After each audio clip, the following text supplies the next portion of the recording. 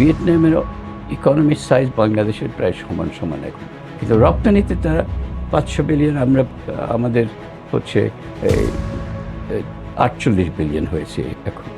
So there something missing, এবং one thing missing হচ্ছে তারা যে আন্তর্জাতিক বাণিজ্য নীতি অ্যাডপ্ট করেছে, তারা যে বাণিজ্য উদারীকরণের যে পদক্ষেপ নিয়েছে, আমরা সেটা দিতে পারি না। আমরা ওই 1991 এবং 90 দশকের যে উদারীকরণ যে আমাদের স্ট্র্যাটেজি ছিল, ওইটা আমরা পরে আর ফলো করিনি।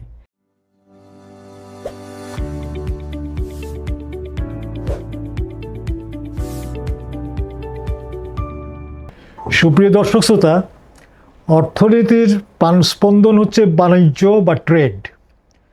এ কারণে বাণিজ্য নীতি অতি গুরুত্বপূর্ণ। নীতি যদি ট্রেড ফ্রেন্ডলি না হয়, অর্থাৎ শুল্ক নীতির কারণে তা যদি ভোক্তার উপর অতিরিক্ত আর্থিক চাপ সৃষ্টি করে, তাহলে অর্থনীতির গতি কমে যায়।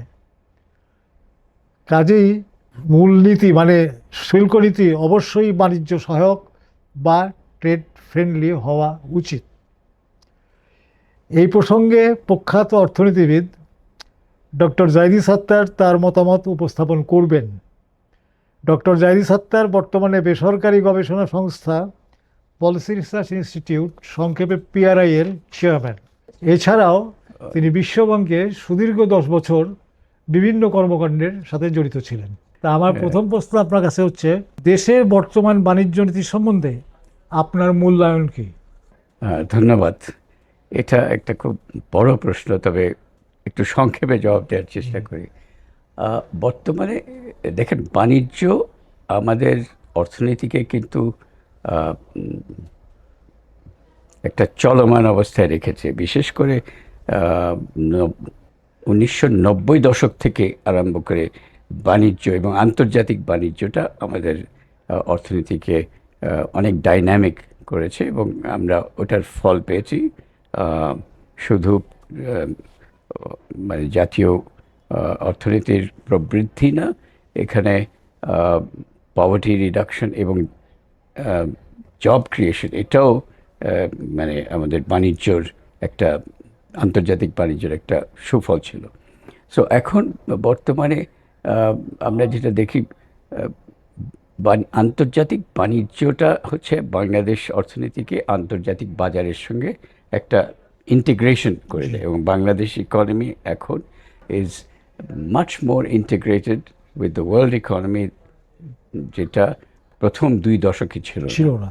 আচ্ছা, এখন কথা হচ্ছে যে হ্যাঁ, ট্রেড ফ্রেন্ডলি তো অবশ্যই দরকার, মানে নীতিগুলো, এবং বাণিজ্য নীতিকেও ট্রেড ফ্রেন্ডলি হতে হবে, কারণ ট্রেডের যতই সম্প্রসারণ হয়, তার মানে অর্থনৈতিক অগ্রগতিতে সেটা কন্ট্রিবিউট করে। একটা তো হিসাব আছে, রিসার্চ আছে, যে একটা ট্রেড জিডিপি রেশিও যদি 1% পারে, তাহলে জিডিপি গ্রোথটা 0.5% বাড়তে পারে। এটা একটা বড় রিসার্চ আছে, বেশ কিছুদিন আগেকার রিসার্চ। তো এটা এখনও বাংলাদেশের জন্য প্রযোজ্য। সুতরাং মানে ট্রেড ফ্যাসিলিটেশন এবং আন্তর্জাতিক বাণিজ্য যাতে করে আরও সহজ এবং উন্মুক্ত যাতে হয়, বাংলাদেশের অর্থনীতির জন্য তত ভালো। আমি নেক্সট প্রশ্নে তাহলে আসতে পারি। আসলে ট্রেড ফ্রেন্ডলি বাণিজ্য নীতি চাইলে কোন দিকে বেশি জোর দেওয়া উচিত? এখন আমি তাহলে একটু বাণিজ্য নীতি আমাদেরটা কি, এটা একটু বলা উচিত। বাণিজ্য নীতিতে সাধারণভাবে যেটা ধরা হয়, যেটা মিনিস্ট্রি অফ কমার্স একটা ফর্মুলেট করেন, সেটা হচ্ছে একটা ইম্পোর্ট পলিসি অর্ডার আছে, 3 বছরের মেয়াদে এটা করা হয়। কিন্তু import policy order, it's a binding, it's an order, it's not just casual না। এটা কিন্তু এখন এটা WTO নিয়ম অনুযায়ী আমরা যেসব আমদানি করতে পারি, সেই নিয়মগুলোকে, এটা মানে গভর্নেন্স অফ ইম্পোর্টস, এটাই ম্যানেজ করে এই ইম্পোর্ট পলিসি অর্ডারটা। It's a regulatory order. এক সময় ছিল 30 বছর আগে এখানে অনেক পণ্যের উপরে মানে ব্যান ছিল, এবং রিস্ট্রিক্টেড ছিল, মানে কোটা ছিল, ওগুলো সব উঠে গেছে। এবং ওই রিস্ট্রিকশন এবং ব্যান কিন্তু ওগুলো হচ্ছে শিল্প সংরক্ষণ নীতির পার্ট। সেই জন্য ইম্পোর্ট পলিসি অর্ডারকে বাণিজ্য নীতির পার্ট মনে করতো। এখন কিন্তু এটা একটা regulatory order. But it is more But it is rule by- based, it is rule based. Rule based, আমরা যে WTO যে একটা রুল বেসড একটা আন্তর্জাতিক একটা ইনস্টিটিউশন, আমরা সেই ইনস্টিটিউশনের মেম্বার, জি, জি। সুতরাং আমরা সাবস্ক্রাইব করি two international rules based trade. অন্যদিকে হচ্ছে এক্সপোর্ট পলিসি, এটাও বাণিজ্য মন্ত্রণালয় তৈরি করে। Right. এটা কিন্তু বাইন্ডিং না। Export policy is a promotional policy, কীভাবে আমরা এক্সপোর্ট বাড়াতে পারি সেটার কতগুলো বিশ্লেষণ আছে। এবং ওর মধ্যে আবার কিছু এক্সপোর্ট সাপোর্ট, মানে ওই কোথায় কোন কোন পণ্যে যে এক্সপোর্ট সাবসিডি দেওয়া হবে, কত দেওয়া হবে, ওগুলো ওখানে দেওয়া আছে। সো এক্সপোর্ট পলিসিটা পার্ট অফ বাণিজ্য নীতি, কিন্তু বাণিজ্য নীতির বড় অংশ, সিংহভাগ কিন্তু বাংলাদেশে হচ্ছে ইম্পোর্ট পলিসি। না, এটা হচ্ছে আপনার শুল্ক নীতিটা। I C. আমাদের আন্তর্জাতিক বাণিজ্য নীতির 75% আমি বলবো হচ্ছে শুল্ক নীতি। সো এই শুল্ক দিয়ে আমরা বাণিজ্যকে কন্ট্রোল করছি, ইম্পোর্টকে খুব কন্ট্রোল করি। ইম্পোর্ট রেস্ট্রিকশনটা এই শুল্কর মাধ্যমে আসে বেশিরভাগ। আর এক্সপোর্টের জন্য অবশ্য কিছু সাবসিডি আছে, কিন্তু এই শুল্ক নীতি কিন্তু এক্সপোর্টকেও বাধা প্রাপ্ত করে। এটা একটা আমাদের লক্ষণীয়। তো এই প্রসঙ্গে আমি একটা কথা বলছি যে শুল্ক আয় বৃদ্ধির জন্য সরকার বিভিন্ন সময়ে বিভিন্ন পর্যায়ে বিভিন্ন প্রকার শুল্ক আরোপ করে, ইন ডিফারেন্ট নেমস আরোপ করে। এখন এই যে একটা শুল্ক ইম্পোজ করলে পরে তার তো একটা ইনসিডেন্সেস হয়, যাকে আমরা ইনসিডেন্সেস অফ ট্যাক্সেশন বলি আর কি। তো এটা তো ভোক্তা বা ক্রেতার উপরে চাপ সৃষ্টি করে না? অবশ্যই। শুল্কটা কি করে, মানে বিশেষ করে এই যে বাণিজ্য শুল্ক, মানে ট্যারিফ। জি। ট্যারিফের প্রথম ইম্প্যাক্ট হচ্ছে যে এটা বাণিজ্য, যেসব পণ্য আমদানি করা হয় সে পণ্যের দেশে ওটার দাম বেড়ে যায়। শুল্ক যদি 20% হয়, তাইলে ওই আমদানিকৃত পণ্যের দাম অন্তত আন্তর্জাতিক দামের চেয়ে কমপক্ষে 20% হবে। আরও ওখানে অনেক ট্রান্সপোর্টেশন কস্ট, তারপরে আরও অনেক কিছু আছে, মার্কআপ, এগুলো নিয়ে বেশ হয়। তো শুধু তাই না, তো শুল্কের ইম্প্যাক্ট হচ্ছে এই যে আমদানি প্রতিযোগী পণ্য যেসব দেশে তৈরি হয় সেগুলোর দামও বেড়ে যায়। আমদানি পণ্যের দাম তো বাড়েই, কিন্তু এই দেশে উৎপন্ন আমদানি প্রতিযোগী পণ্যের দামটাও বেড়ে যাচ্ছে। এখন এই শুল্কগুলি আসলে কে দেয়? এই টাকাটা দেয় কে? এই যে দামটা বেড়ে গেল, এই বেশি দামটা কে দেয়? এটা ভোক্তার। এখন এখানে কতগুলো মানে শিল্পের যতগুলো ইনপুটস আছে, ইন্টারমিডিয়েট ইনপুটস থাকতে পারে, র মেটেরিয়ালস থাকতে পারে, মেশিনারি থাকতে পারে, এগুলোর দাম বেড়ে গেলে এটা কিন্তু যেসব শিল্পে ওগুলো আমদানি করা হয় প্রথমে তাদেরকে দিতে হয় শুল্কটা। কিন্তু আলটিমেটলি যখন পণ্যটা প্রডিউস হয় তখন কিন্তু সাধারণ ভোক্তারা, চলে যায়। So ultimate pair of this tariffs হচ্ছে কনজিউমার। এবং এইটাই একটা বড় জিনিস যেটা আমরা অনেক সময় ইগনোর করি। আমরা সবসময় যে আমাদের শিল্প সংরক্ষণের কথা বলি, এই সংরক্ষণে কোনো লিমিট নাই। এই যে সংরক্ষণ করা হচ্ছে, এটা একবার আরম্ভ হলো তো মনে হয় যে চিরদিনের জন্যই সংরক্ষণ পাওয়া যাবে। অনেক সময় আমরা প্রোটেকশনের কথা বলি, প্রোটেকশন মাঝে মাঝে দরকার আছে। নতুন শিল্প গড়ে তুললে তো ওকে কিছু সাপোর্ট তো দিতেই হয়, কিন্তু সেই সাপোর্টটা আমরা কখনো টাইম বাউন্ড করি না, আর কখনো পারফরমেন্স বেসড করি না। যে ভাই তুমি বলছো যে তোমাকে সাপোর্ট দেওয়া হলো, কিন্তু এটা 10 বছর পরে তো ভোক্তাদেরকে যে আমরা আসলে এই সংরক্ষণটা তো, এবং এই শুল্কটা হচ্ছে ট্যাক্স অন কনজিউমার। সো ওই কনজিউমারদেরকে তো আমরা 10 বছর পরে কিছু বলতে হবে যে ভাই তোমাদের রক্ষা করলাম, এদের দামটা বাড়িয়ে দিলাম, এরা সে দামটা দিল, কিন্তু 10 বছর পরে ওদেরকে একটা অ্যাকাউন্টেবিলিটি আছে যে ভাই এরপরে তোমরা দামটা কমাতে পারবে, আন্তর্জাতিকভাবে প্রতিযোগিতা করতে পারবে, ইউ ডোন্ট নিড সাপোর্ট। এই জিনিসটা আমাদের এখানে এই প্রচলনটা নাই। সুতরাং এটা আনতে হবে। এবং এই এই যে সংরক্ষণ যেটা করি আমরা শুল্ক দিই, এটা রেশনালাইজ করা খুবই দরকার। কারণ বর্তমানে অনেক উচ্চ লেভেলে আমাদের শুল্ক আছে। আন্তর্জাতিকভাবে যখন আমরা ইয়ে করে কম্পেয়ার করি, তখন দেখি যে বাংলাদেশের শুল্কটা শুধু বেশি না অন্যান্য তুলনায়, মানে এটা জটিল।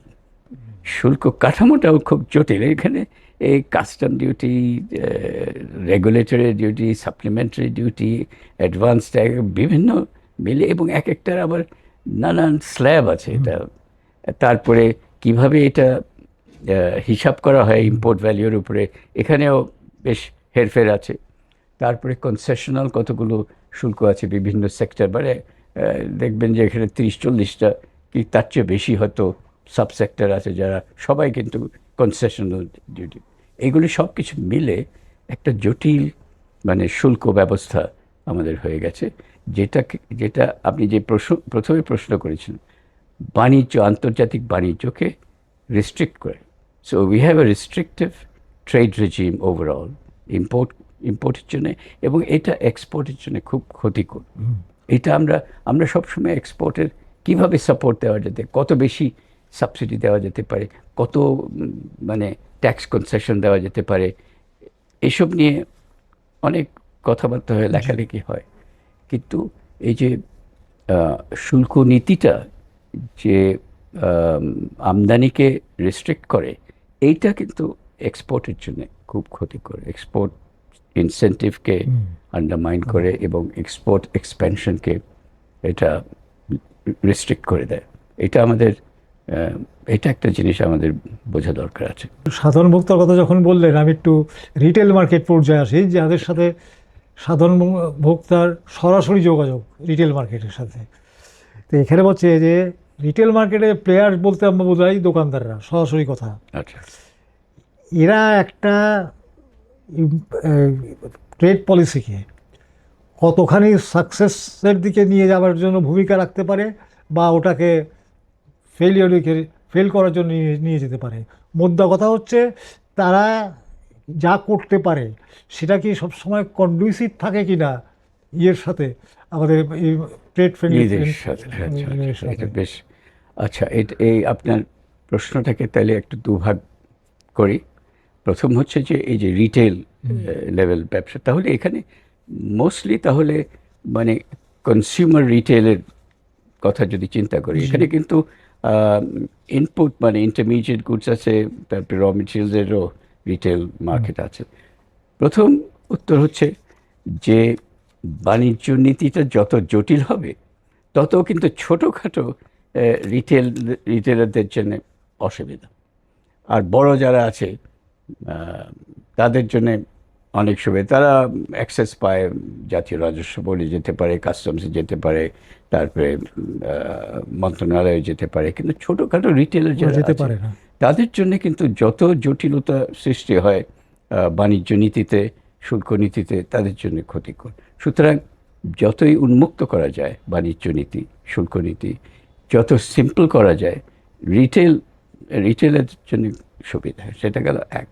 অন্যদিকে হচ্ছে তাহলে ভোক্তাদের, সাধারণ ভোক্তাদের কী অবস্থা? কারণ রিটেলের কী সুবিধা অসুবিধা, এটা কিন্তু ভোক্তাদের উপরে, যারা যারা নিয়মিত কেনাকাটা করেন দোকানে, রিটেল বাজারে। সো এখন আমরা অলরেডি বললাম যে শুল্ক যেগুলো আছে বাণিজ্য নীতির মাধ্যমে, যে শুল্ক নীতিটা আছে, এবং শুল্কটাই হচ্ছে বাণিজ্য নীতির সবচেয়ে বড় অংশ, এবং এইসব জিনিসপত্রের দাম এই শুল্কর জন্যে অনেক বেড়ে থাকে, এবং এই সাধারণ ভোক্তারা এটা পে করছে। এটা রিটেল মার্কেটেই সাধারণ ভোক্তারা অপারেট করে। শিল্পক্ষেত্রে সেটা ওরা ইনপুট মার্কেটে আছে। সো রিটেল লেভেলে এখানে দেখা যাচ্ছে যে আমাদের বাণিজ্য নীতি যত রিস্ট্রিক্টিভ, শুল্ক নীতি, শুল্ক লেভেল যত বেশি তত জিনিসের দাম বেশি। যেটা আন্তর্জাতিক বাজারে 100 টাকা করে পাওয়া যায়, জি সেটার দাম এখানে হয়ে গেল 200 টাকা, জি কারণ এর উপরে শুল্ক আছে। এবং শুধু কাস্টম ডিউটি না, এখানে supplementary duty, regulatory duty, VAT, এসব সব কিছু মিলে একটা জগাখিচুড়ি অবস্থা। এটা সিম্পলিফিকেশন, র্যাশনালাইজেশন অবশ্যই দরকার। তাতে কনজিউমারদেরও সুবিধা হবে এবং এই সাধারণ রিটেলারদের জন্যেও ওটা একটা ভালো জিনিস। সো আমরা ওই দিকে আমরা আশা করছিলাম যে এই বাজেটে কিছু মানে র্যাডিক্যাল স্টেপস থাকবে, যেটা বিএনপি সরকার 1991-এ মানে অনেক র্যাডিক্যাল স্টেপস নিয়েছিল বাজারে, যাতে করে মানে বাজারমুখী অর্থনীতি, তারপরে বাণিজ্য উদারীকরণ, এক্সচেঞ্জ রেট ফ্লেক্সিবিলিটি করা, তারপরে মানে মার্কেট ওরিয়েন্টেড, এগুলো ওই 1991-এ যেসব র্যাডিক্যাল রিফর্ম করেছিল বিএনপি সরকার, বাংলাদেশে তখন এর আগের 20 বছরেও হয়নি। কিন্তু ওই রিফর্মগুলো করার ফলে কিন্তু ইকোনমি যথেষ্ট মানে উন্নতি করেছে, গতিশীল হয়েছে, মানে কর্মসংস্থান সৃষ্টি হয়েছে এবং পভার্টি রিডাকশন হচ্ছে। কারণ 1990-তে আমাদের দারিদ্র্যসীমার নিচে ছিল 60% লোক, বাংলাদেশে 60% পভার্টি লেভেলে ছিল, এবং ওইটা 2018 সালে গিয়ে দাঁড়িয়েছিল 18.7% ছিল কত। এবং এটা কিন্তু এই যে বাণিজ্য নীতি উদারীকরণ মানে একটা ওয়ান রেজাল্ট ওয়াজ জব ক্রিয়েশন এবং পভার্টি রিডাকশন। এবং সুতরাং এখনও বাণিজ্য নীতিকে উদারীকরণ করার যে মানে সুফল, সেগুলি কিন্তু এই জব ক্রিয়েশন এবং দারিদ্র বিমোচন দুটো কাজেই এর মানে, কারণ এর অর্থনীতির প্রবৃদ্ধি বাড়িয়ে দেয় বাণিজ্য উদারীকরণ। এরা দেখা গেছে বহু জায়গায়, এবং সবচেয়ে বেশি আমাদের কাছেই ইস্ট এশিয়ার সেই টাইগার ইকোনমিজ, যেমন south Korea, Singapore, Hong Kong, Taiwan, এগুলো ছিল। তারপরে তো চায়না, এখন ভিয়েতনাম, এগুলো দেখেছে কিভাবে আন্তর্জাতিক বাজারের উপরে নির্ভর করলে এবং বাণিজ্য উদারীকরণ করলে যে প্রবৃদ্ধি কত বেশি বাড়ে, মানে 3-4%-এর প্রবৃদ্ধি না, এগুলো হচ্ছে 7-8-9%। এবং চায়না তো আপনার জানেন 30 বছর ধরে চায়নার প্রবৃদ্ধি 10%-এর বেশি ছিল। তারপরে সাউথ কোরিয়া তো 40 বছরে একটা লো ইনকাম ইকোনমি থেকে হয়ে গেল high income economy, South Korea. আর সিঙ্গাপুর এরা সবাই আছে। সো বাংলাদেশ কিন্তু বাংলাদেশ যখন স্বাধীন হলো, ভিয়েতনাম ওই সময় তাদের ওই যে ভিয়েতনাম ওয়ার, যুদ্ধটা শেষ হলো 1974-75-এ, ভিয়েতনাম ফ্রি হলো। ভিয়েতনাম আজকে কোথায় চলে গেছে? $500 বিলিয়ন রপ্তানি করে। ভিয়েতনামের ইকোনমির সাইজ বাংলাদেশের প্রায় সমান এখন, কিন্তু রপ্তানিতে তারা 500 বিলিয়ন, আমাদের হচ্ছে 48 বিলিয়ন হয়েছে এখন। So there is something missing, এবং one thing missing হচ্ছে তারা যে আন্তর্জাতিক বাণিজ্য নীতি অ্যাডপ্ট করেছে, তারা যে বাণিজ্য উদারীকরণের যে পদক্ষেপ নিয়েছে, আমরা সেটা নিতে পারি না। আমরা ওই 1991 এবং 90 দশকের যে উদারীকরণ যে আমাদের স্ট্র্যাটেজি ছিল, ওইটা আমরা পরে আর ফলো করিনি। এইটা আমার মনে হয়, আমার ব্যক্তিগত ওপিনিয়ন হচ্ছে, আমাদের এখন সময় এসছে যে আমাদেরকে আন্তর্জাতিক বাজারের সাথে আরও বেশি ইন্টিগ্রেট করতে হবে, এবং শুল্কটা অবশ্যই আমাদেরকে রেশনালাইজ করতে হবে। গভীর সংস্কার দরকার আছে এখানে। আর জাতীয় রাজস্ব বোর্ডের সব ক্ষেত্রেই কিন্তু গভীর সংস্কারের প্রয়োজন আছে, শুল্কতে অবশ্যই। আমি তার এই প্রসঙ্গে একটু রেলিভেন্ট এর সাথে আপনার এই বক্তব্যের সাথে, আচ্ছা, উদারীকরণের নামে কি আপনি পণ্যের অবাধ আমদানি অনুমতি আপনি সমর্থন করেন কিনা? আচ্ছা, এটা একটা জটিল প্রশ্ন। এটার বেশ কয়েকটা দিক আছে। উদারীকরণ তো ডেফিনেটলি মানে প্রতিযোগিতা বাড়িয়ে দেয়, বিশেষ করে যদি বাণিজ্য নীতি জি উদারীকরণের জি কথা জি বলি। অবশ্যই। বাণিজ্য নীতি উদারীকরণ মানে আমাদের দেশীয় শিল্প যতটুকু আছে এগুলো আন্তর্জাতিক বাজারের সাথে প্রতিযোগী করতে হবে। এখানে আমাদের একটা শিল্প যেটা এবং আমাদের লিডিং ইন্ডাস্ট্রি যেটা রেডিমেড গার্মেন্টস। রেডিমেড গার্মেন্টস কিন্তু সম্পূর্ণ উদারীকরণের ইয়েতে কাজ করে। একটা রেডিমেড গার্মেন্ট কিন্তু ফ্রি ট্রেড চ্যানেলে অপারেট করে। এটা অনেকে হয়তো বুঝতে কষ্ট হয়, কারণ রেডিমেড ওরা ওরা ইনপুটস ইম্পোর্ট করে ডিউটি ফ্রি, এক্সপোর্ট করে ডিউটি ফ্রি। সুতরাং মোটামুটি একটা ফ্রি ট্রেড চ্যানেল, যেটা আপনি বলছেন একদম উদারীকরণ।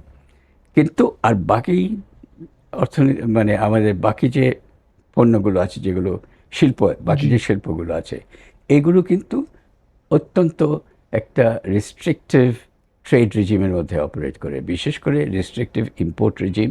এবং ওই রেস্ট্রিকশনটা মোরলেস প্রোটেকশন ওরিয়েন্টেড। এবং তার ফলে হয় কি, তারা যে পণ্যগুলো উৎপাদন করে কিছুটা রপ্তানি করে, বেশিরভাগ কিন্তু দেশীয় বাজারে বিক্রি করে। সো দেশীয় বাজারে যখন ওরা বিক্রি করে, তারা ওই যে শুল্কর যে সুবিধাটা পায়, মানে সংরক্ষণটা পায়, তার ফলে তারা বেশি দামে বিক্রি করতে পারছে আন্তর্জাতিক বাজারের তুলনায়। যখন বেশি দামে দেশীয় বাজারে বিক্রি করে, তো তারা রপ্তানি করার যে ইনসেন্টিভ, সেটা তো আর থাকে না।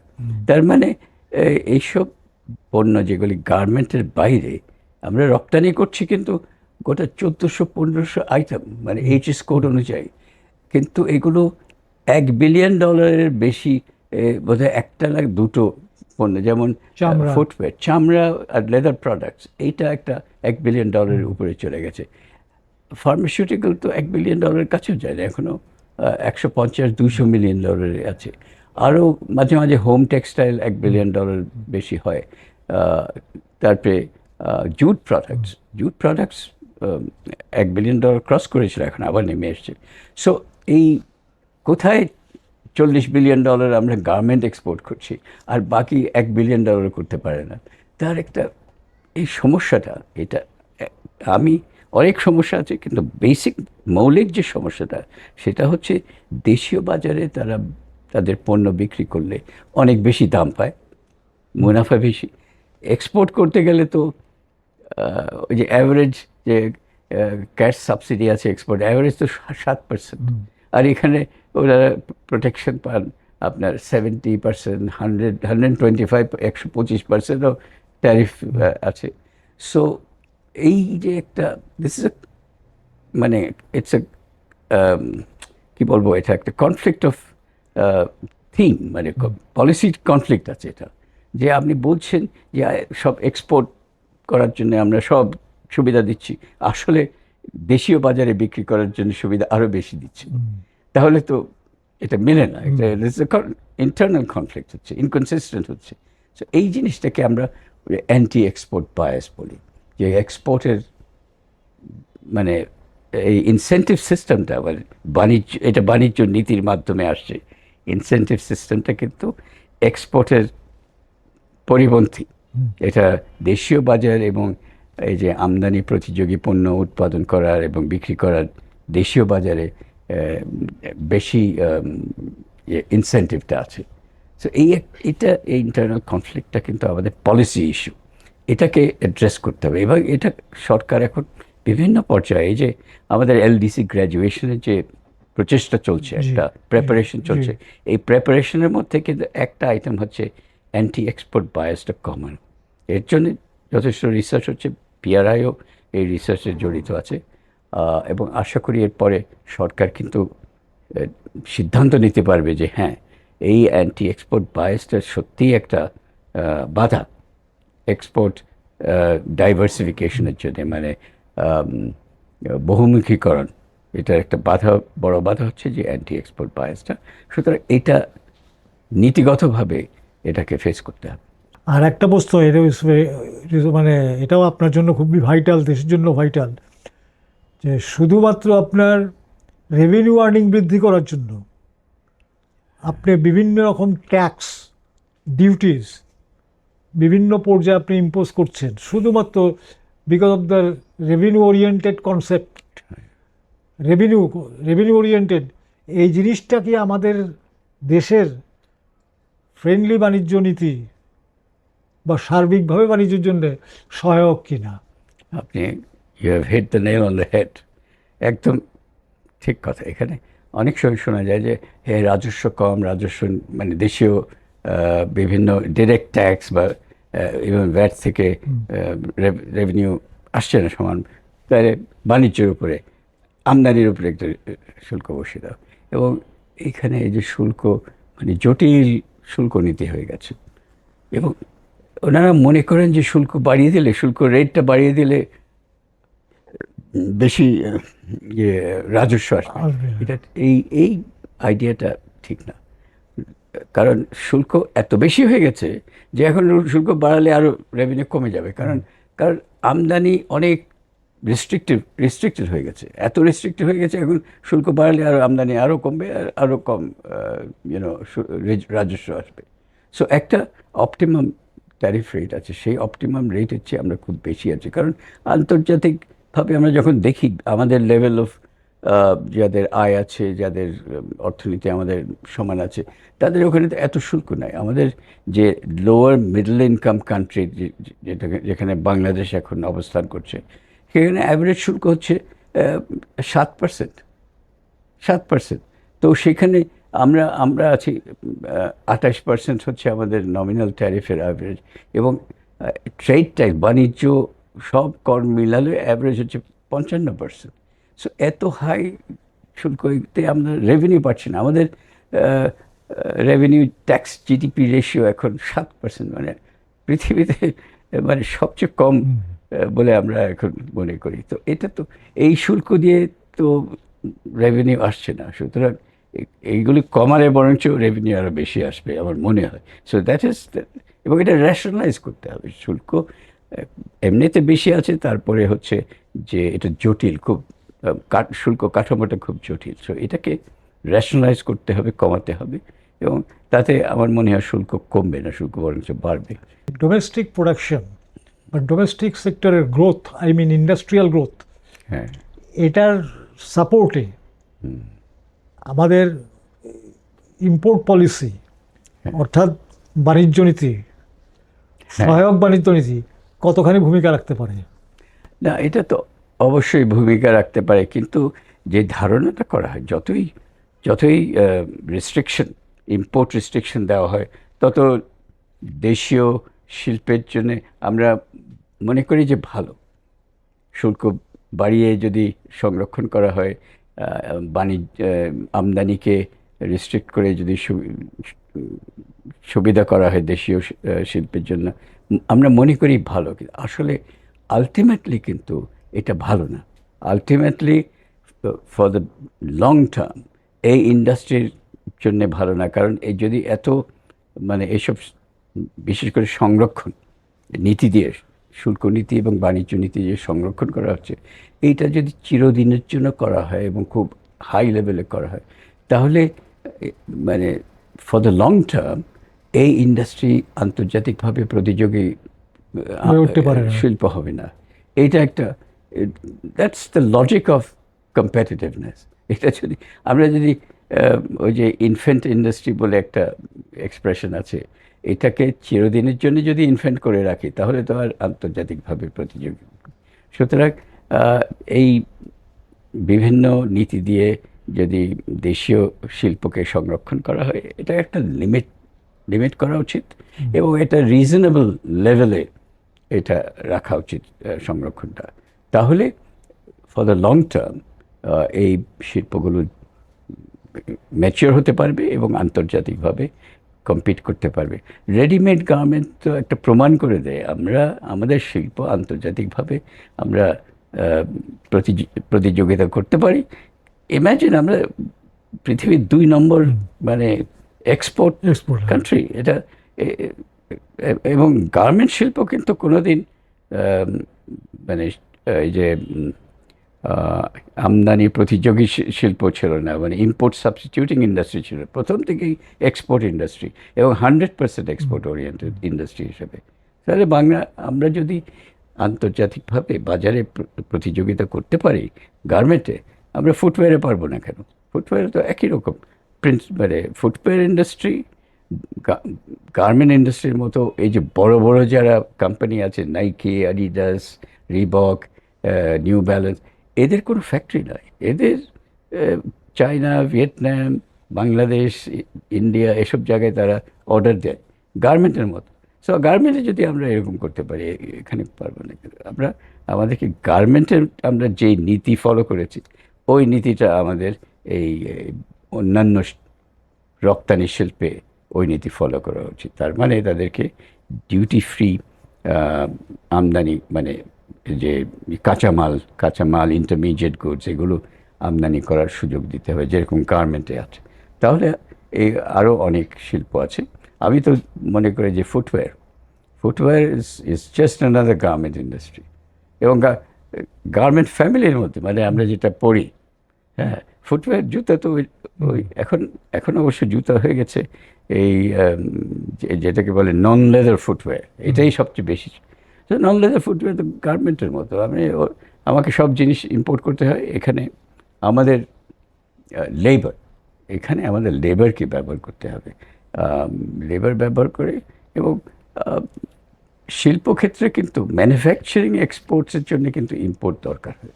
যদি কেউ মনে করে যে আমাদের কাছে তো এটার কাঁচামাল তো দেশে নেই, তো সেই জন্যে তো আমদানি become so important. Manufacturing exports আমদানি ছাড়া উন্নতি হয় না, মানে এক্সপ্যান্ড করে না। সো আমদানির নীতিটা, মানে এই যে আমরা ইম্পোর্ট রেজিমের কথা বলছিলাম, আপনাকে ওপেন রাখতে হবে in order to boost exports. এটা হচ্ছে আপনার প্রশ্নের আমার মনে হয় উত্তর, যে এই আমাদের আমদানি নীতিটাকে আরও সহজ এবং উন্মুক্ত করতে হবে, যাতে করে রপ্তানির কাজে লাগে। ধন্যবাদ ডক্টর সত্তার, আপনার ভ্যালুড কমেন্টের জন্য এবং ওপিনিয়নের জন্য। ধন্যবাদ আপনাকেও।